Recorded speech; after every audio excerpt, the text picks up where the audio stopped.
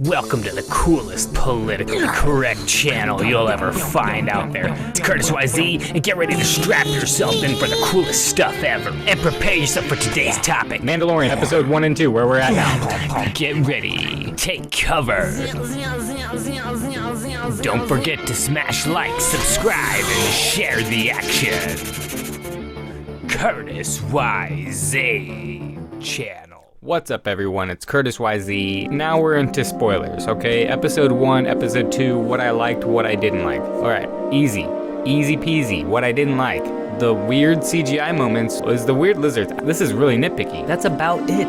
I heard complaints about the pacing. I love it. I've heard complaints about the lack of character building. I think they're not seeing the true character here. Specifically, Left Foot Media bringing up points that are good points. I might have an answer for them. Okay, so he's got comments on character building and the mask not being able to see the emotions. That's enough for me to cover right now because that's gonna be enough for me to cover. Those things I really do enjoy. So I'm just gonna take those two things right there and start going because they're great topics. Let's just start off with the pacing. And actually this relates to the character building. A lot of the things that we're seeing here are actually explaining to us his character type without saying anything. Visually displaying his character for us. Spoilers again, spoilers ahead. So when he's fighting that rhino looking thing, which looked amazing, I'm pretty much on the edge of my seat because not only is it visually good, it's got slow moments to just let you chill and watch and be there and just sit and relax and kind of absorb what's happening in the story and just see the characters. And it hasn't really been explained, but I think it's being told visually. Him not protecting that Yoda baby in other means is actually very Mandalorian of him to do that. Based off what I know, they're very proud people or race or whatever. He's not gonna trust anybody else, not even that farmer, to protect this baby that is his bounty, but he's probably gonna end up keeping it, right? We don't know yet. Based off the character, we should assume probably won't have any attachments to it, but we do see that he is getting attached to it in some way or another. And I totally love Baby Yoda. And it looks great. It is funny and it felt right, and it feels like the dark, dirty part of the Star Wars that we don't see, but still feels like Star Wars. I love the score also. I felt like the second episode it was less of the flute. The first episode, it just felt more epic to me, but, and again, that was another complaint brought up, that it wasn't very epic feeling. I thought the first episode was extremely epic while being very grounded. Very much like Terminator, where the action feels really real, and it's not so over the top, but it's over the top enough to be exotic, wild, and crazy. And that's what we got, and I totally am digging it.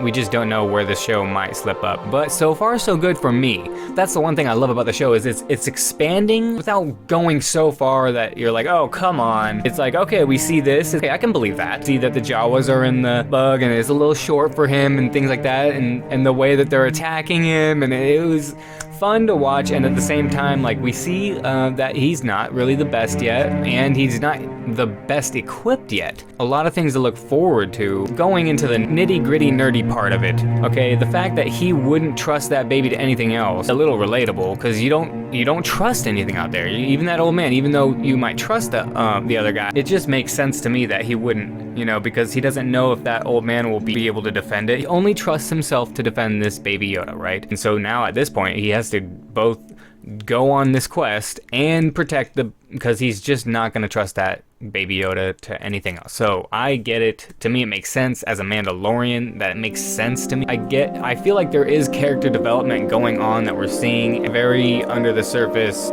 Any nostalgia like the burning of those rat thingies that we see in Jabba's palace, that's just more world building, and maybe that's a black market item in the Star Wars world. I love that it's expanding slowly, taking it safe, good steps. It feels really well written. If they can just keep this pace, I'm happy. I never really wanted a Mandalorian show. Now that I got one, pretty good. I'm not against the show, obviously. I never was against it. That wasn't the first thing in my mind. Gotta give credit where credit's due in this case. Yeah, I love the Western feel. Oh yeah, so let's get on this mask topic. I love watching this guy in the mask. It looks amazing. The whole suit looks amazing. Everything pretty much looks amazing. The fighting is what I was worried about. And it looks incredible.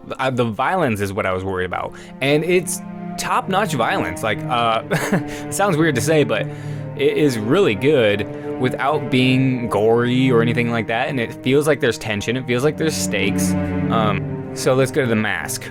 To me, I kind of just see, you know, that Doom face. As tension increases, you could just imagine his face just getting more and more Clint Eastwoody or whatever. Or you can imagine like a Clint Eastwood face. But that's what's so great about that mask, is that mask pretty much shows that to me. It's like every time I see that mask, I see this face, you know?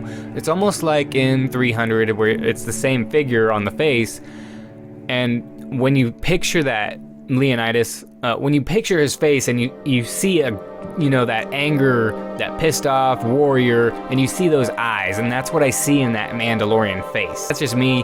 That mask, I'm pretty sure that cutout is actually from, like, inspired by like Spartan like helmets or whatever. You can look at this very much like the Spartan warriors. They're very similar in that nature where they're just very brutal. So we don't know that much about the show yet, but I like that the mystery is there, but they're subtly asking you these questions and subtly showing you he's not the best yet and he's not the most equipped yet. To me, so far so good. That's my spoiler talk. I'm going over to my second channel and I'm gonna start gaming. Thanks for watching, everyone. Take it easy.